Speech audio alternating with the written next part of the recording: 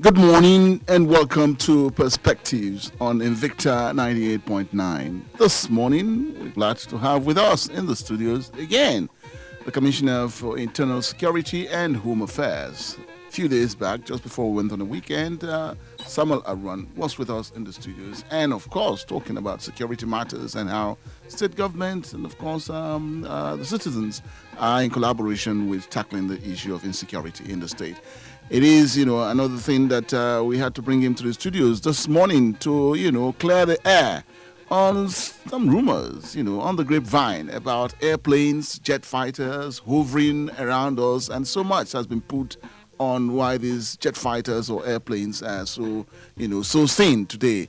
The situation and what needs to be cleared on that. Samuel Arwan, good morning. Glad to have you in our studios this morning. Good morning and good to be here. Thank you very much. Yes, jet fighters that we see hovering around us and at a level that sometimes it gets people very scary about what is really happening and why are we having these airplanes hovering around us, this time, and what it is all about.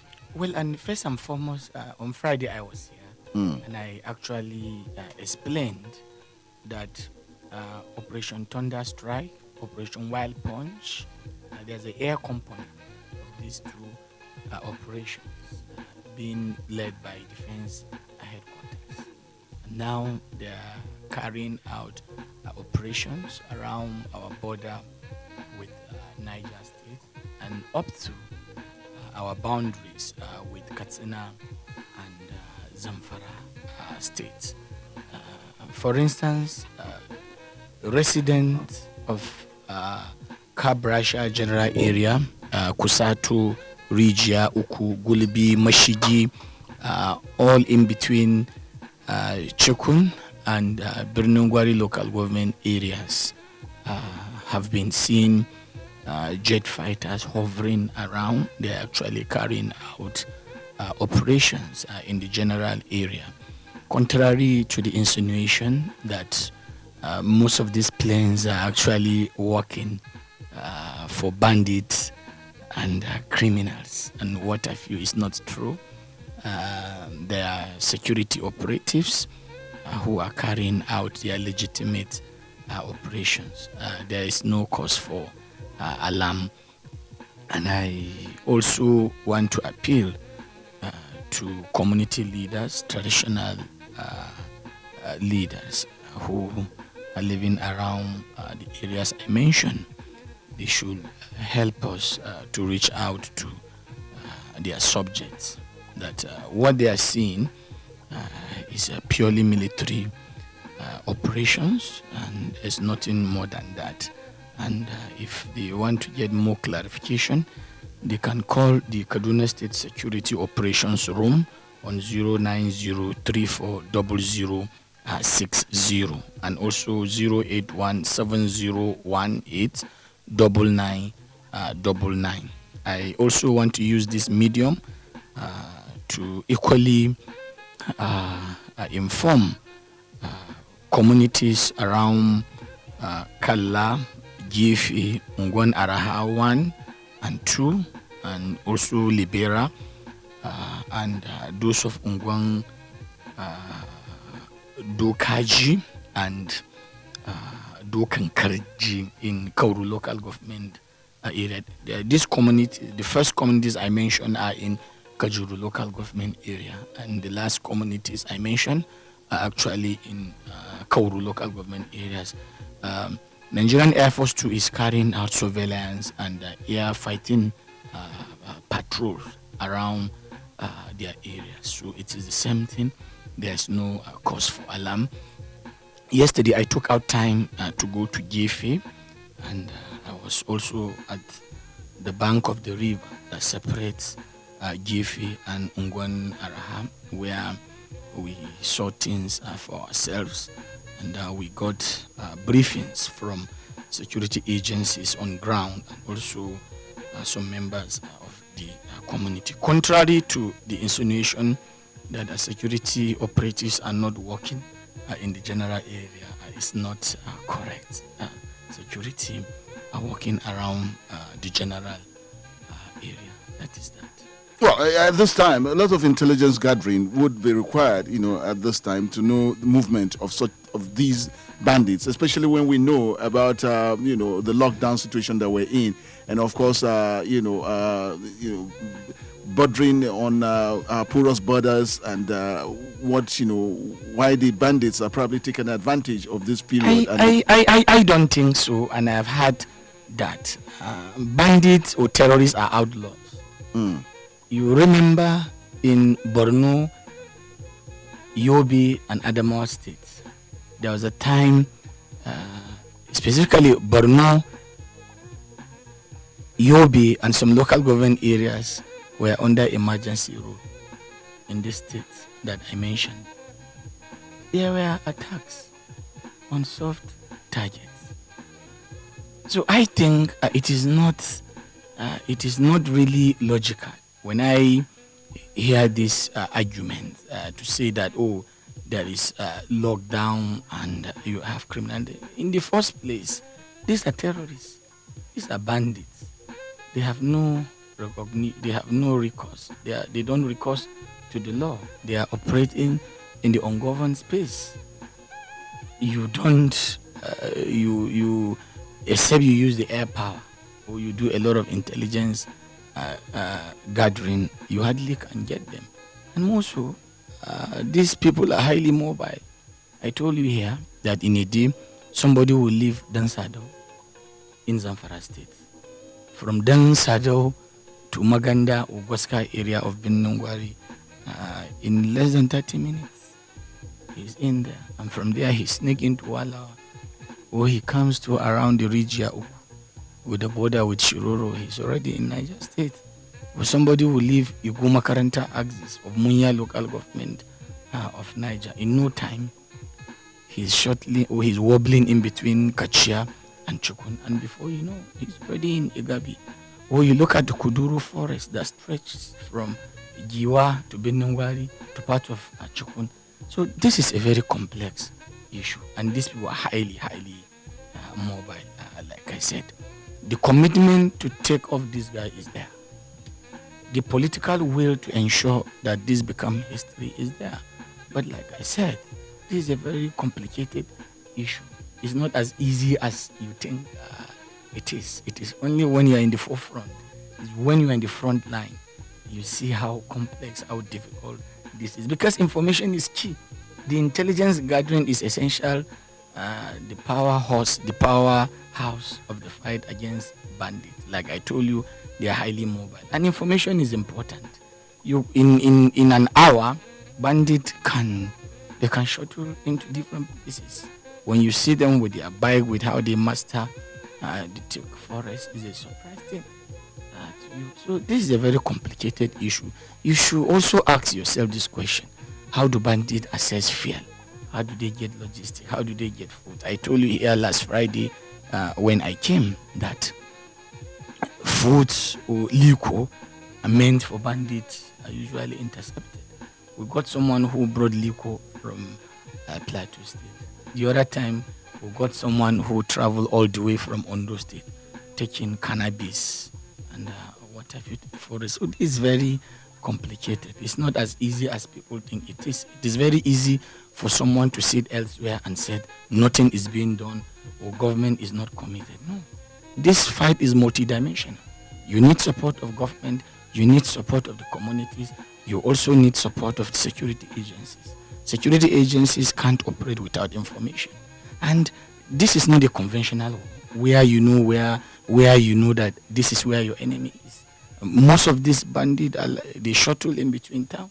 I can tell you what happened in Kidandan or Galadima market, for instance. So this is very complicated. It's not as easy as people think it is. But what is important is we're sincere in pursuing this cause. And we're making progress despite challenges we are encountering on the path. But we are making progress. At times, there are issues that you better leave them unsaid. Because when we say some things, we are likely to jeopardize our operational plans. You are likely to crumble what you have, the entire thing. So when you look at the bigger picture, when you look at the gains that lies ahead, you just pursue. Just pursue it. But like I told you, and I'll still reiterate, the worst thing you can do to security issue is to politicize the issue. It's for you to make commentary of what you don't know. It's for you to upturn the issues because you want to drive home a point. Or it's for you to bring religion into the matter. Or you bring ethnicity. But if you take bandits or criminals as criminals, punish them as criminals or as bandits, that is all.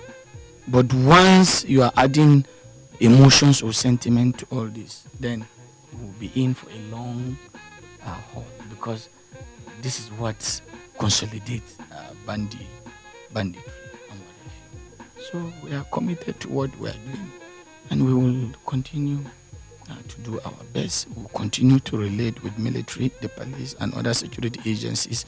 We will continue to engage community leaders. We will continue to deepen our nose for more and more intelligence without any break. Yeah, you just said something about punish them as criminals that they are. Again, that would be an issue too. That so much has not been seen on the side of punishment, and which would be a form of deterrent and send signals out that government is really on to them and would punish severely, for criminal activities that they carry out. That has not been one of the things that we see. Well, I don't think so, because that's why I tell you, the very moment you politicize this issue, you complicate everything. But if there's an attack in a place and you are making commentary, instead of you to look at this as a crime, you are adding more interpretation to it. So definitely, you will confuse everything. And the justice system will not go beyond what you created. Because these are issues that are laced with the emotions that people don't want to see the truth.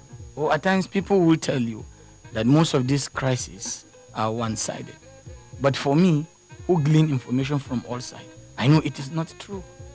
I know it is not true. I will not come to this studio and tell you a story about Sabon Birji or Saurangiwa or Pauta or Bunu or Rijia Uku or Manini or Buruku or Randagi or Kidanda or Kampanin Doka without understanding the issue. These are places that I go with my own foot. It's a war situation with these criminals. I want you to understand.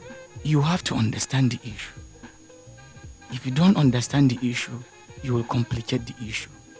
You read a lot of things in the newspapers, or you hear a lot of commentaries. They are not correct. They are not correct.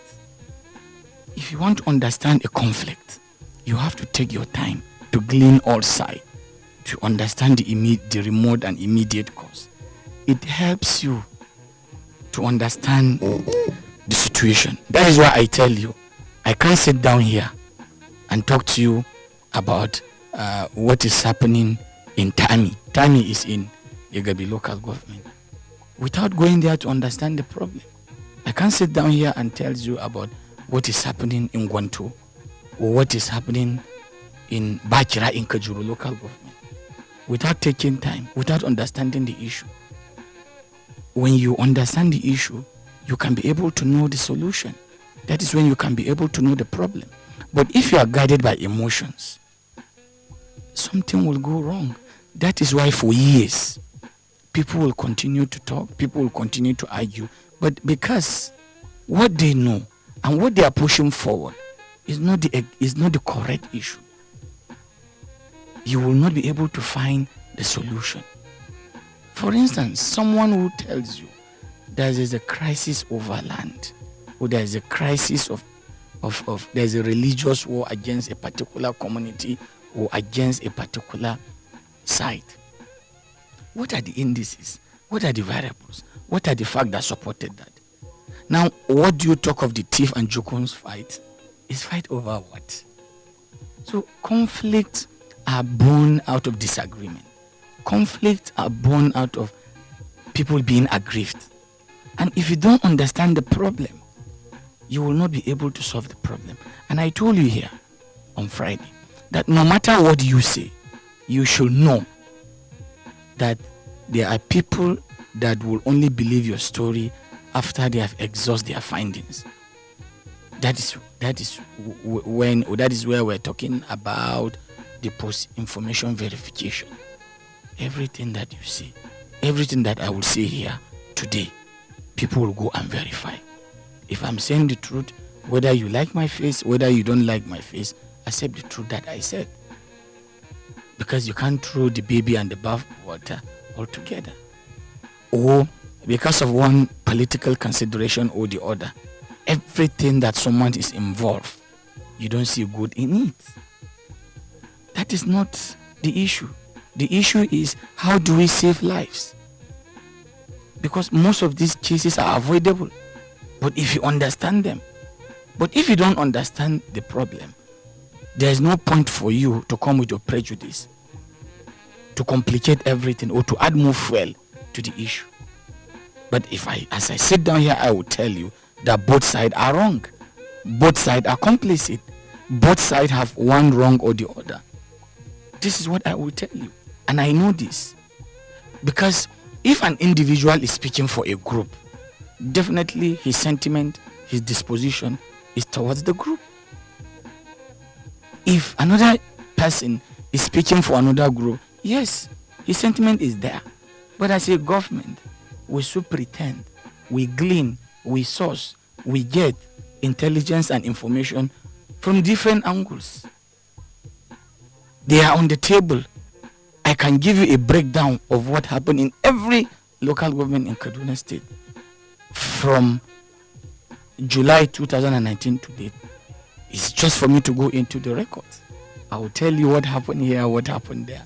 Why? Because there is daily security situation report from all boards. So you can be able to see it.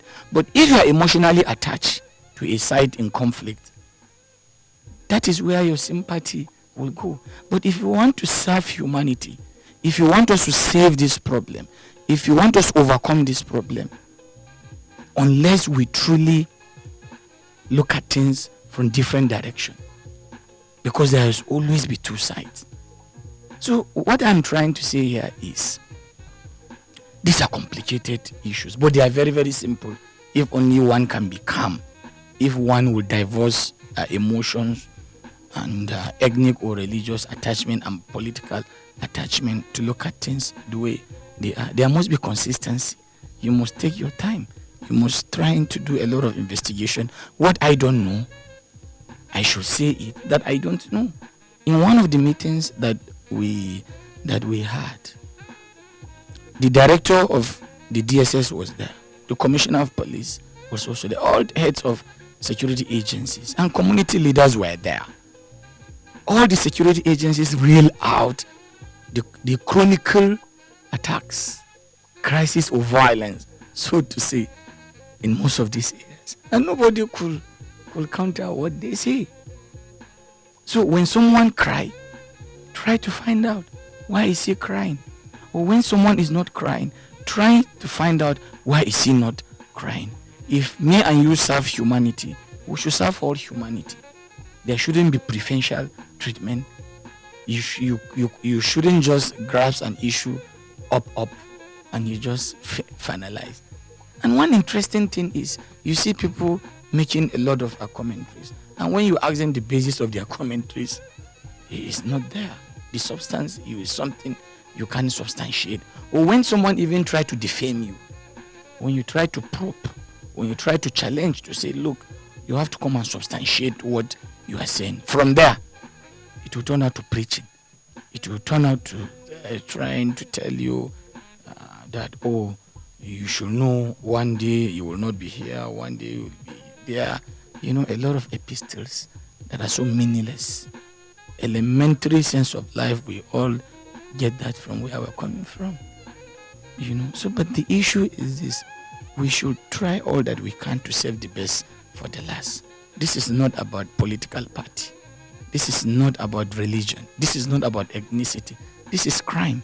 We are first of all human beings before any other identity. Because the first identity of anybody on the surface of the earth is the fact that he is a human being. created of God.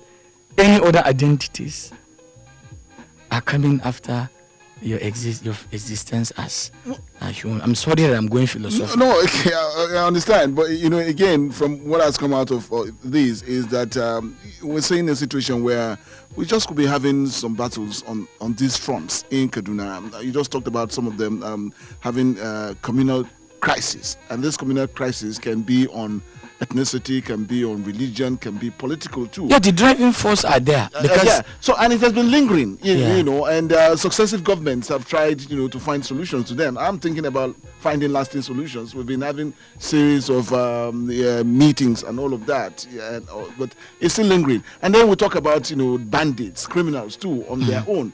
And what is happening in the hinterland, that again, these are terrains that are very difficult. Very, very difficult. Very difficult to go. So I'm thinking about there's so much burden and so much very on government on tackling very. And like I said, these are avoidable issues. I'll give you an example. The position of Kaduna State government is very clear since 2015. We said Fulani community or any community that is into rearing of livestock or as the case may be. If you have any problem, the point is very simple. Recourse to law. There is a particular local government in here that I will not mention the name of the local government. Sometimes in November, a woman was working in her farm. And somebody came with animals and the livestock stray into her farm. Along the line, there was a problem between the woman farmer and the young man who was grazing. Suddenly, he killed her. We were thinking it is over, but it was not over. The community too retaliate some moment. After some moment, those two came, they did the same thing. And before you know, we're in the cycles. So if you don't know something, just say you don't know. And to take you back to what you are saying, I am well familiar with what I call the four forces: religion, ethnicity, economy, and politics. These are factors that drive so many things. It is not a new trend. It is not a new phenomenon in the political history of Kaduna State. It has always been there.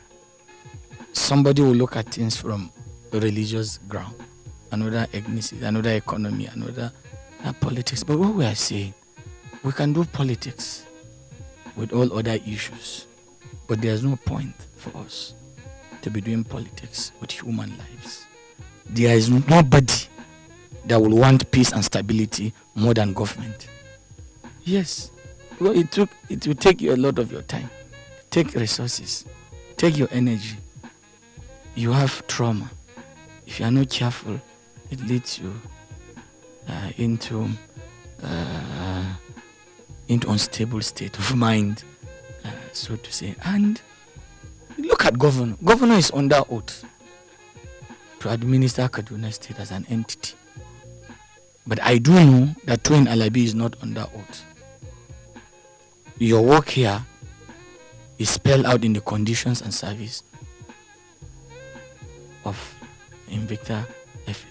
So wherever you are in Kaduna, no matter your religion, no matter where you come from, for so long as you are in Kaduna State, the governor of Kaduna State exercises a responsibility to protect you and to ensure that you are secured.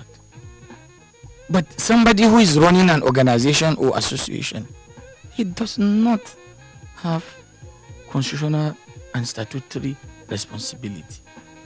So when somebody is elsewhere, then he's trying to tell you that he is more of human or he is more concerned more than you, then something is wrong. And when you do when you cross-check the basis or the affinity, you will know the point. You know where he come from. You understand why some certain things are happening. Well, you can't look at me to say that I'm not serious about my job, because I don't have any other job apart from this job. and I've taken an oath to do what I am doing. But you are elsewhere. You have limited information. You have limited understanding of what is happening. What happens in Giwa today, you don't know.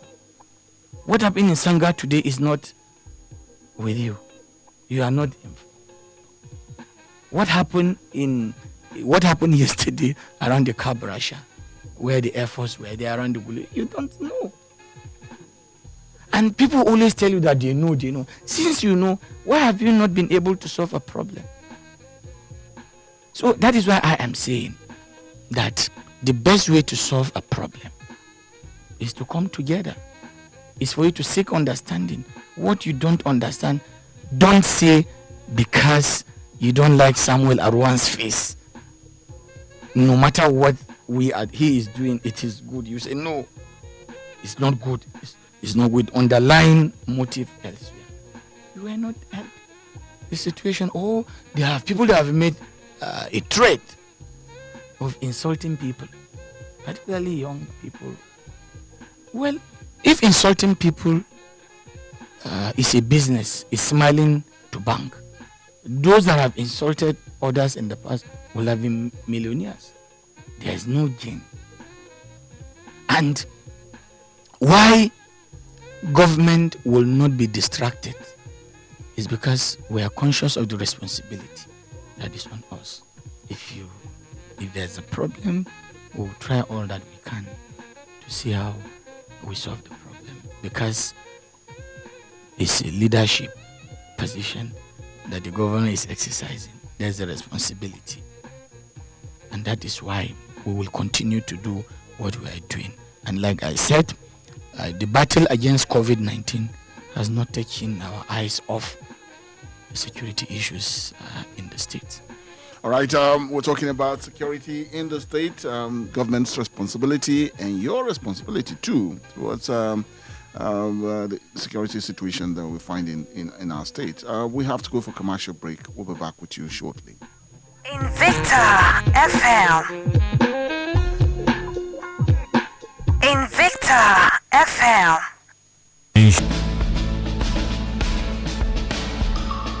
Perceptions could change. Opinions can be formed with more and accurate information. Get all sides, views, and opinions on topical issues. Have your say on Perspectives. With Twin Alabi at 9 a.m. Mondays to Fridays on Invicta 98.9 FM. Perspectives. All sides, all views, all individuals are welcome.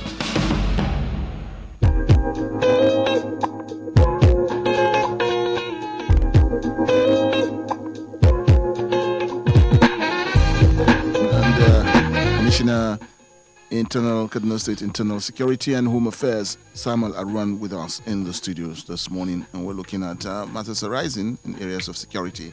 Of course, we've talked about jet fighters hovering or airplanes hovering around us, and so many people have gone on the rumor, mill to say that government is these planes are serving the criminals, talking about bandits and all of that. That air is being cleared here.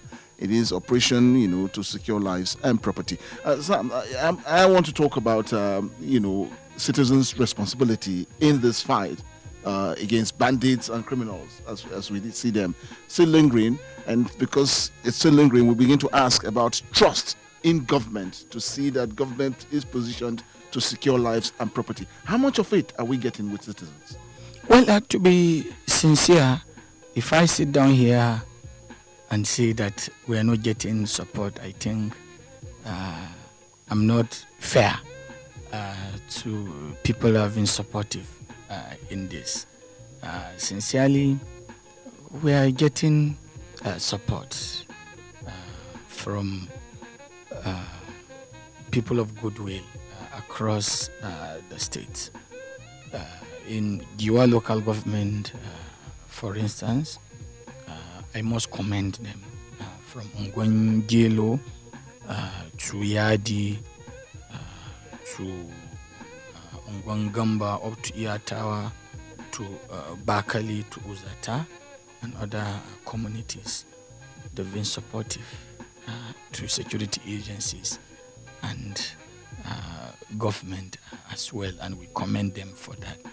The same thing to communities in Igabi local government, from Rima to Riawa to Sabam Birni to Bunu to Ifira up to Afaka Rigasa general area, and also Riga Chukun.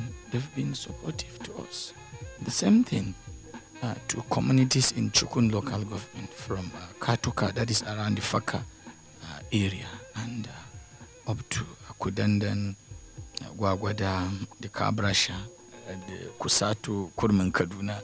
They've really been supportive to us, and we are grateful to them. But to come back to the point, yes, it's very key, because like I said, is the solution to this menace is multidimensional. Security agencies have a role to play. Government too have a role to play. Members of community, or community as a whole, their role is also there. Should help with information. They should help with they should help by consolidating public enlightenment. Like I explained to you here, that there is no cause for alarm when community sees planes hovering around them. They are there to ensure that our communities are secure, that our communities are protected from this bandit. And it's also important for community leaders to also moderate their commentaries about this. For instance, if I take you back to the genesis of the banditry, it started within the community doing trade or rearing cattle in Zamfara. Rustling cattle from one area to another area with very ease sophistication, so to say. Later on, those who realize that their cattle are being rustled devise a means on how to secure their hamlets or settlement from cattle rustler. And along the line, cattle rustlers and owners of cattle were involved in a battle. The other, his mission is to rustle cattle. The other mission of owners of cattle is to protect their cattle. Along the line, they went sophisticated. There was sophistication of arms along both sides. Suddenly, those that were rustling cattle decided to abandon rustling of the cattle.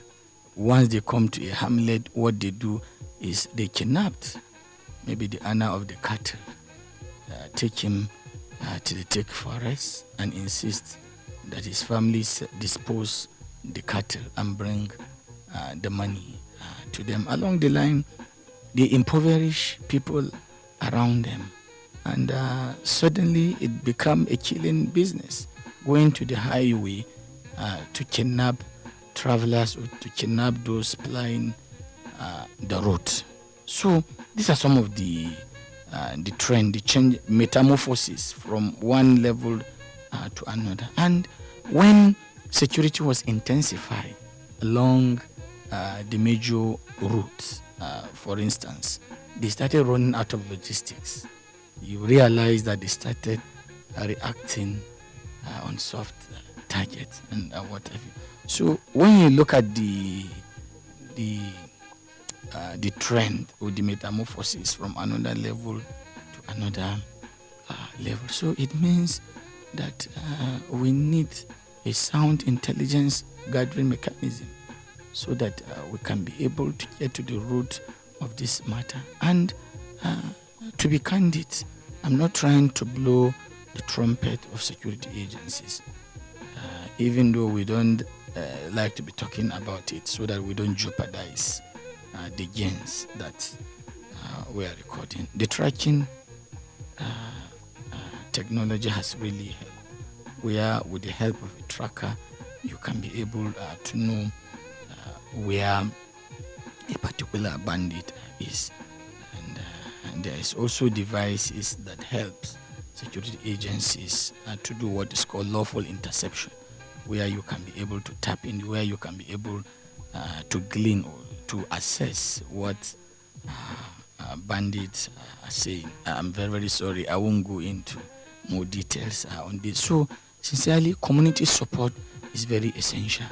And no matter the gain that you must have recorded in the fight against banditry or criminalities, one act, one thing can upturn everything. You have to go back to the drawing board. You have to go back to square one. And that's why we are saying that we must look at this as a threat to our existence. We must look at this as a threat to national security. There is no point, there is no basis, there is no reason to politicize what we are going through.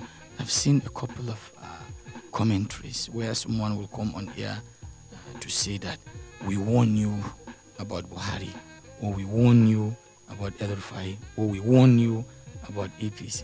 This is not about APC. This is not about PDP. This is about security of life and property. Yes, today you are talking about politics, but you can only talk about politics, or you can only do politics when you are alive. For me, and for us as a government, we think it is important that we understand this point. Okay, just about time we get back to our audience. What is before us is the health security that we all know that we're passing through or going through. COVID-19 is just there, and then we'll talk about insecurity, or in terms of killings, man to man, and how we can be collaborators in this war against criminals in our society. Numbers to call to be part of the program: 081 40 989, 081 40 989, or 070 87 800 989, 070 87 800 989. Let's get to hear you on these fronts. Hello, good morning. Hello, good morning. Good morning. Yes. Hello? Good morning. How are you? I'm good. How's today? Okay. Hello? Hello? Yes, please, your name, and let's hear you on this. Okay, I'm Danladi from Rome. Okay, then, laddie, let's hear you. How are you, Mr. Tony? Please go ahead. So, concerning the topic that you people are discussing. Yes. Hello? Right, please speak on. Just go on. Hello? I have to let you go here. Hello, good morning. Hello, good morning, sir. I'm Good morning. And I greet my dear comrade, I'm Comrade Gabriel, the Texas man. All right, come we are all on. Texas Well, no people. matter what happened, we have to commend His Excellency, the Governor of Kaduna State, because we know the action that has been taken on this insecurity, especially the appointment of this president of this office of the Security Commissioner for Internal Security and Home Affairs. So what we want to ask is that why is that when the president ordered that there should be total policy out of bandits in Kaduna and other states, why was Kaduna State left out? We know the governor has been doing his best. Why were they left out?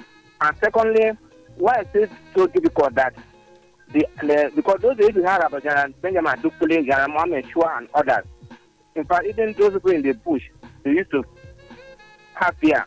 But today we are pleading, Nigerians are pleading that, including me, that most of these service chiefs should at least be chiefs. They have done their best.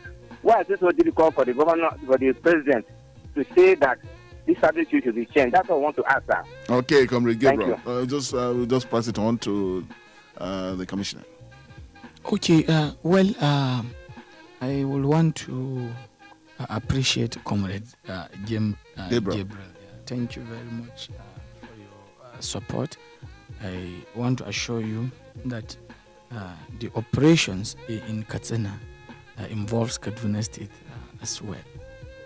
Please, I would like you to know this. Across the border between Kaduna and Katsina up to Niger, the operation is in progress. It is quite unfortunate. I do know that a lot of you have been calling to ask why. And you see, I was just talking to you about the mobility of bandits. Yesterday, bandits struck in Sabon Birni local government area of Sokoto State, and they killed dozens of people there. So yesterday was Salah, as you can see. So this is a very complicated issue, like I said, but then we are receiving support from federal government, and even I don't want to jump the gun, but you will see more of what we're talking about. Yeah, but what is becoming a major setback is the crisis in our communities that usually take all the gains that we've made in the past. It's really disheartening and heart-breaking, but then we will not lose hope. We will continue to do our best. All right, still with your calls. Hello, good morning. Hello, good morning, Mr. Tony. Good morning. And good morning, Mr. Sam. Good morning. Yes, my name is Mr. Samuel. Okay. Mr. Fresh, I'm just saying Mr. Samuel Arwan. The Sam, we don't want to confuse the Sam with Samson, you know. Oh. Okay. I apologize. No, you're okay. You're just good. All right. Let's hear you. Yeah. Thank you. I first of all want to commend the commissioner for coming around and for the things he has said this morning. I really appreciate all that he said, but it's just that I have some little observation that has to do with because you were talking about issue, people talking. You know, yes, people must insult you, one, because you are a leader, and secondly, when you look at the situation of insecurity in the state, and you being the one that is saddled with that responsibility, people, like some of us, who will think that you are not doing your best or you are not performing very well, because look at the lives and property that have been destroyed. Lives keep going. So I think, all humanly speaking, people will have to talk. It's just like in the family. Whatever happens to your children is the head. They will always talk that he has failed or he is not doing what he is supposed to do as a father or as a head of that family. So I want to encourage you, just do your best. In doing your best, know that there are lives that are going, especially when it happened that you are coming from that region. And look at the way people are being displaced in Kajuru and other. Ordinarily, we will feel bad about it. And on the issue of COVID-19, please, I'm really hungry. So I call on you that you will relate whatever is happening. I do not know, but please, we are hungry. Kaduna citizens are hungry. All right, Mr. Fresh. Was not enough. Thank you. Okay, Mr. Fresh, we got you on that. Well, thank you very much for the support and encouragement.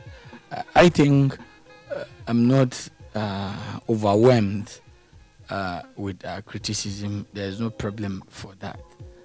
What is worrisome is for people to throw in unsubstantiated claims that we're trying to defame an individual, so to say. That is just the case. But I think even that is also not a big problem.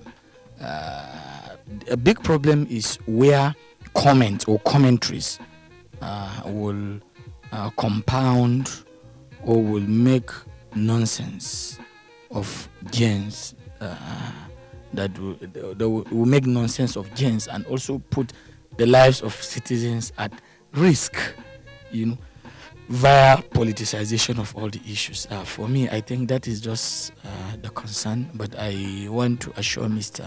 Fresh that to the glory of Almighty God and God to whom we will all return and stand, before him for judgment.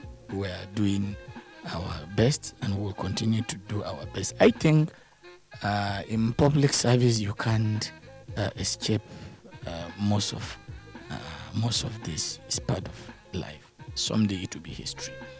Now the last leg of his comment, he was talking about that people are really hungry. Yeah. Well, though I am not in position to say more about the palliative that the state government is presently carrying out across the state, because I've been busy in other fronts with very little information. But I will want him to know that Kaduna State government is doing its best in that regard as we speak.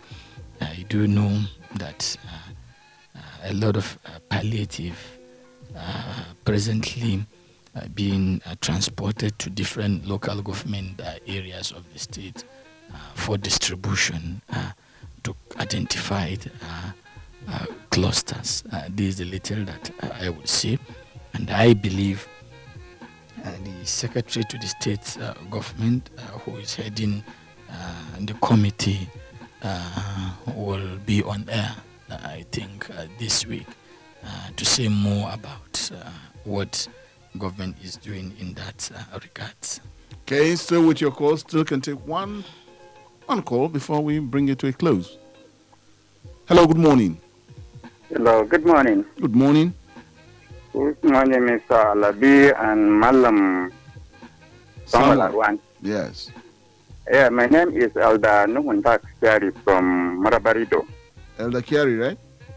Yes. Honorable Commissioner, my question is on the comment made by Senator Ubasani some time ago, which he said that what happened in Kaju was a reprisal or revenge or whatever you may call it.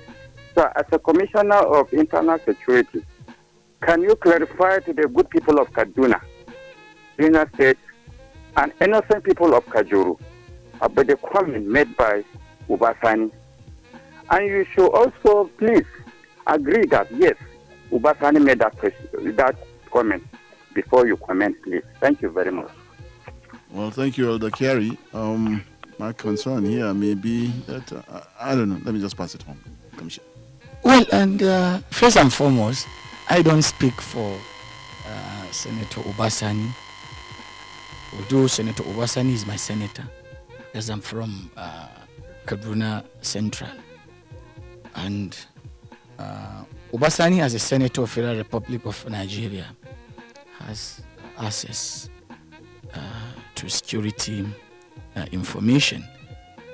And myself, as also a coordinating commissioner in charge of internal security and home affairs, I also have access to information.